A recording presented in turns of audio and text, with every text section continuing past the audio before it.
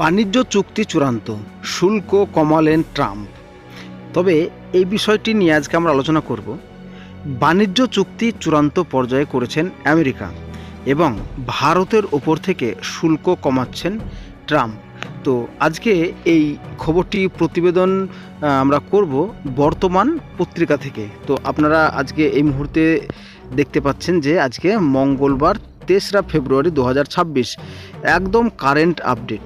তো চলুন আমরা জেনে নিই যে কি প্রকাশিত করা হয়েছে। ভারতের সঙ্গে আমেরিকার বাণিজ্য চুক্তি চূড়ান্ত। সোমবার রাতে ঘোষণা করে দিলেন মার্কিন প্রেসিডেন্ট ডোনাল্ড ট্রাম্প।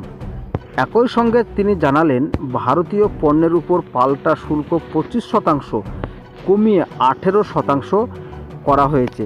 তো ভারতের উপর শুল্ক ছিল 25% এবং সেই শুল্ক কমিয়ে করা হয়েছে 18%।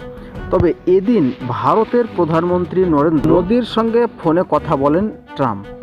পরে তিনি সমাজ মাধ্যমে লেখেন, মোদি রাশিয়া থেকে তেল কেনা বন্ধ করতে রাজি হয়েছেন এবং বদলে আমেরিকা থেকে আরও বেশি করে ও সম্ভবত ভেনেজুয়েলা থেকেও তেল কিনবে দিল্লি।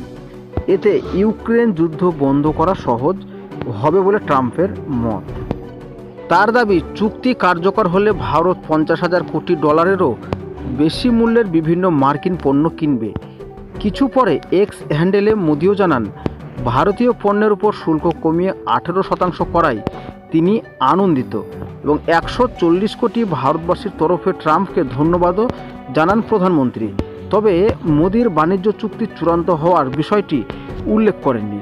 ভারতে নিযুক্ত মার্কিন রাষ্ট্রদূত সার্জিও গোর আবার জানিয়েছেন, ভারতকে শুধু 18% শুল্ক দিতে হবে। রাশিয়ার তেল কেনার জন্য জরিমানা হিসেবে অতিরিক্ত 25% শুল্ক উঠে যেতে পারে বলে ইঙ্গিত গোরের।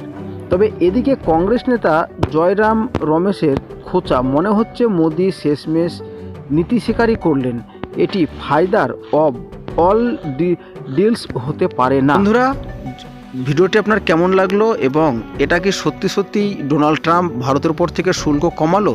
তো কি মনে হচ্ছে আপনার? বিস্তারিত কমেন্ট বক্সে লেখেন।